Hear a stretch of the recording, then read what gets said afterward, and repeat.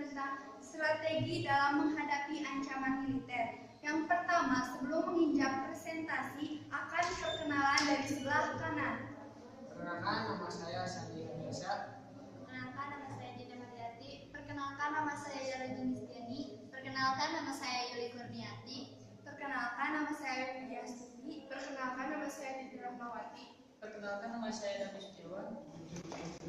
Hakikatnya pertahanan negara adalah segala upaya pertahanan bersifat semesta yang penyelenggaranya dibataskan pada kesadaran atas hak dan kewajiban warga negara serta keyakinan kekuatan sendiri. Sistem pertahanan bersifat semesta. Sistem pertahanan negara bersifat semesta melibatkan seluruh warga negara, wilayah, dan sumber daya nasional lainnya, serta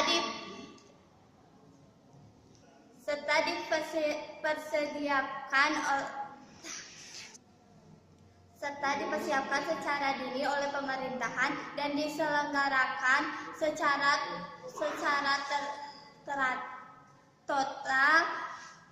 teratur, terpadu, dan berlanjut untuk menegakkan kedaulatan negara, keutuhan wilayah, dan keselamatan segenap bangsa dari segala ancaman militer dapat berupa ancaman yang dilakukan oleh tentara militer suatu negara atau ancaman suatu anggota atau kelompok yang bersenjata yang ditilai oleh suatu negara itu mengancam atau mempersulit suatu negara. Dapat berupa seperti agresi, pemberontakan bersenjata, yang lainnya, atau perang saudara yang dapat tiba-tiba muncul oleh sistem pertahanan negara ada di komponen utamanya merupakan TNI dan pendukungnya yaitu ada dua, yaitu komponen cadangan dan komponen pendukung. Untuk sistem pertahanan militer itu disesuaikan dengan berat atau bagaimana ancaman tersebut. Ada juga sistem pertahanan militer itu ada dua, yaitu sistem pertahanan non agresi dan agresi. Yang non agresi yaitu OMSP dan yang agresi yaitu OMP. Kita klasifikasikan terlebih dahulu strategi pertahanan. Kenapa ada strategi pertahanan? Pasti ada ancaman. Yang pertama, strategi ancaman. Pasti ada efeknya, yaitu berat dan sedang. Bisa kita sebutkan dengan sedang. Yang kedua, kita klasifikasikan lagi menjadi tipe ancaman. Yang pertama, ada agresi militer dan non agresi militer. Dari sini kita bisa pasangkan bagaimana efek dari agresi militer dan non agresi militer. Biasanya agresi militer bersifatnya berat bagi suatu negara, dan juga non agresi militer biasanya lebih sedang di suatu negara. Kita sekarang pahami dulu apa itu agresi militer. Agresi militer tadi sudah dijelaskan oleh saudara Yera. Agresi militer adalah suatu serangan ataupun bisa disebut suatu strategi yang dilaksanakan oleh negara lain untuk menghancurkan suatu negara tertentu yang bisa mengakibatkan totalitas ataupun eksistensi suatu negara bisa runtuh.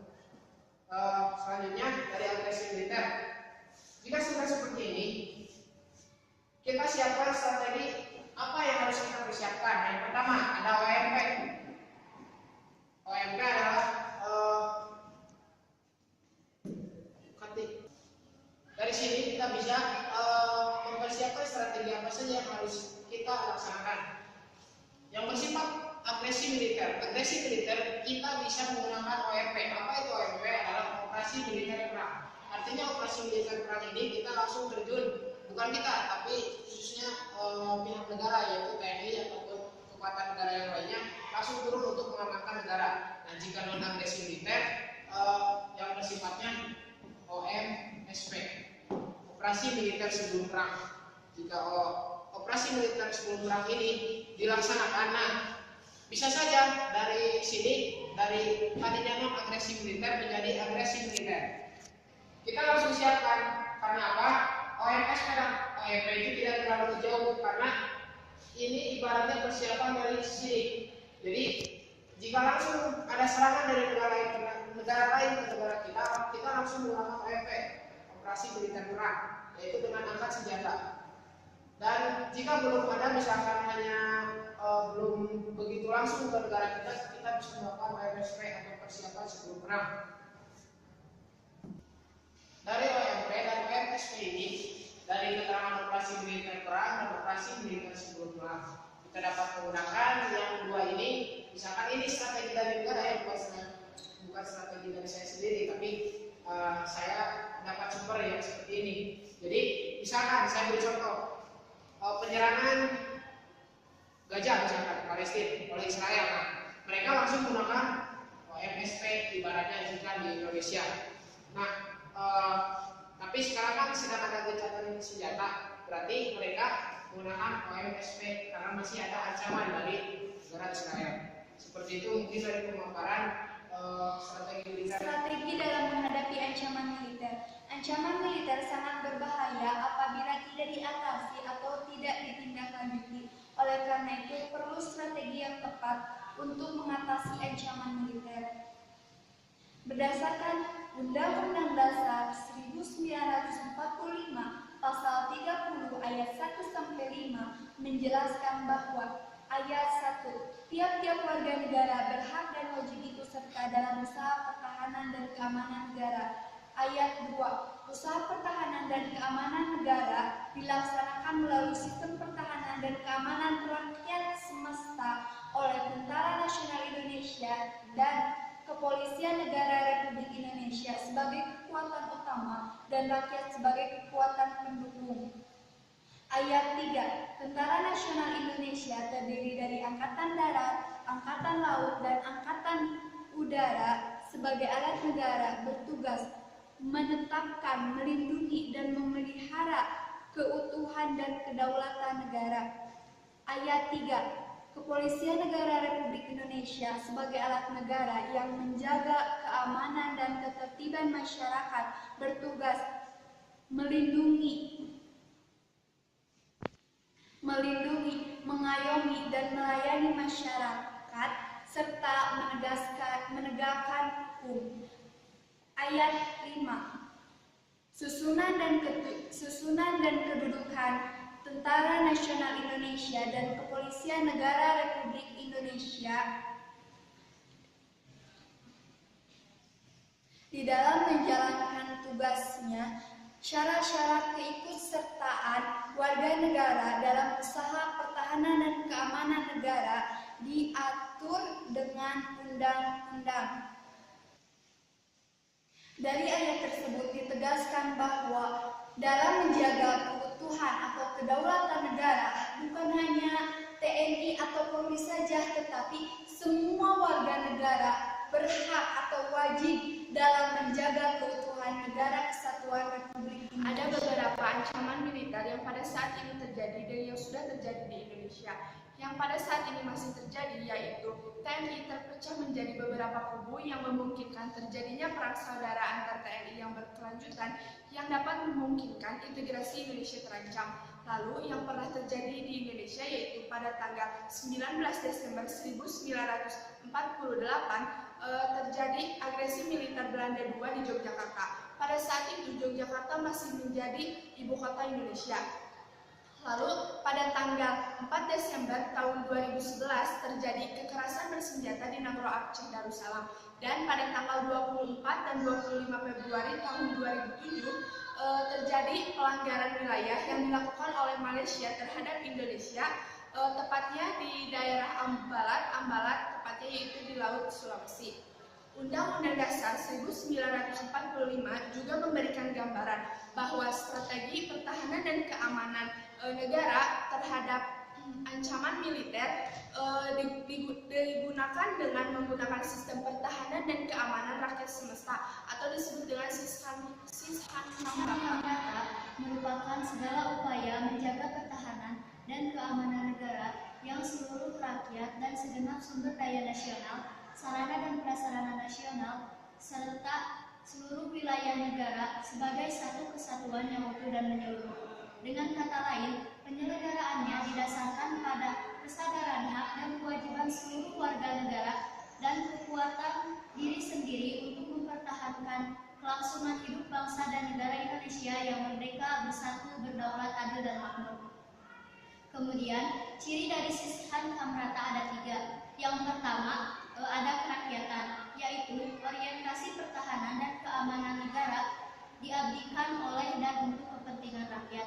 Kemudian yang kedua ada kesemestaan, yaitu segenap sumber daya nasional didaya gunakan bagi upaya pertahanan. Dan yang ketiga yaitu kewilayahan, yaitu gelar kekuatan pertahanan dilaksanakan secara menyebar di seluruh wilayah negara Kesatuan Republik Indonesia sesuai dengan kondisi geografis sebagai negara kepulauan. Kemudian komponen dari Sishan Kamrata ada 3. Yang pertama, TNI sebagai kekuatan utama sistem pertahanan. Yang kedua, Polri sebagai kekuatan utama sistem keamanan. Dan yang ketiga, rakyat sebagai kekuatan pendukung. Selanjutnya, keterpaduan unsur militer diwujudkan antara keterpaduan 3 kekuatan militer, yaitu kekuatan laut, darat, dan udara. Strategi menghadapi ancaman militer. Poin yang pertama, strategi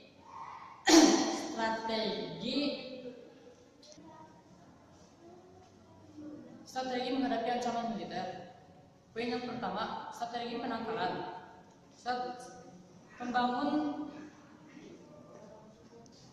Membangun kekuatan, pengembangan kemampuan, strategi menghadapi ancaman militer. Poin yang pertama, strategi penangkalan.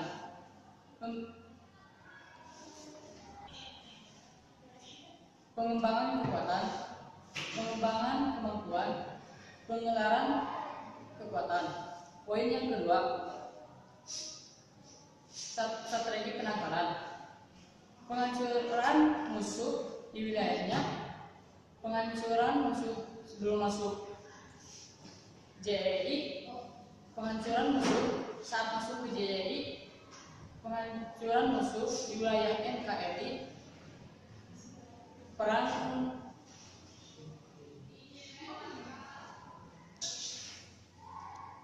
Belarus. Poin yang ketiga,